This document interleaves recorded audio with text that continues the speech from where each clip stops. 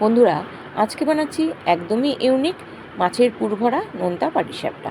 তার জন্য কাতলা মাছগুলোকে হালকা নুন হলুদ দিয়ে ভেজে নিয়েছি, কাটা ছাড়িয়ে রেখেছি। বাকি সমস্ত উপকরণ আমি গুছিয়ে নিয়েছি। প্যানে সর্ষের তেল দিয়ে গরম হলে দিয়ে দিচ্ছি থেতো করে রাখা রসুনটা। হালকা করে ব্রাউন ব্রাউন হলে দিয়ে দিচ্ছি পেঁয়াজ, লঙ্কা কুচি, নুন, হলুদ আর জিরের গুঁড়োটা। এরপর এর মধ্যে নাড়াচাড়া করে দিয়ে দিচ্ছি আগে থেকে ভেজে বেটে রাখা পেঁয়াজ, রসুন ও আদার পেস্টটা। একটু সময় নাড়াচাড়া করছি, গ্যাসটা একদম কমে রাখছি। দিচ্ছি মিক্সি ধোয়া জলটা। আবারও বেশ কিছুক্ষণ নাড়াচাড়া করে ভাজা ভাজা সুন্দর গন্ধ বেরোলে দিচ্ছি 1 চামচ গুড়। এরপর সেদ্ধ করে রাখা আলু আর কাটা ছাড়িয়ে রাখা ভাজা মাছটা দিয়ে দিচ্ছি। খুব ভালো করে মেশাচ্ছি। তারপর দিচ্ছি 1 মুঠো কিশমিশ।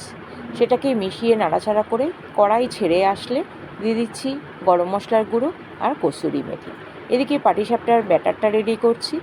ময়দা, নুন, হলুদ, গোলমরিচের গুঁড়ো আর 2টো ডিম দিয়ে অল্প করে করে জল মিশিয়ে একটা মসৃণ ব্যাটার তৈরি করে নিচ্ছি। এদিকে আমার পুরটাও রেডি রয়েছে। প্যানে তেল ব্রাশ করে এই ব্যাটারের থেকে 1.5 হাতা পরিমাণ দিয়ে হাতার পিছন দিয়ে একটু বিছিয়ে দিচ্ছি। তারপর একটু টেনে আসলেই দিয়ে দিচ্ছি পুরটা। এবার আস্তে করে ফোল্ড করে দিলেই তৈরি সুস্বাদু মাছের পুরভরা নোনতা পাটিসাপটা। ভিডিওটি ভালো লাগলে অবশ্যই লাইক, শেয়ার এবং কমেন্ট করবেন এবং চ্যানেলটিকে সাবস্ক্রাইব করবেন।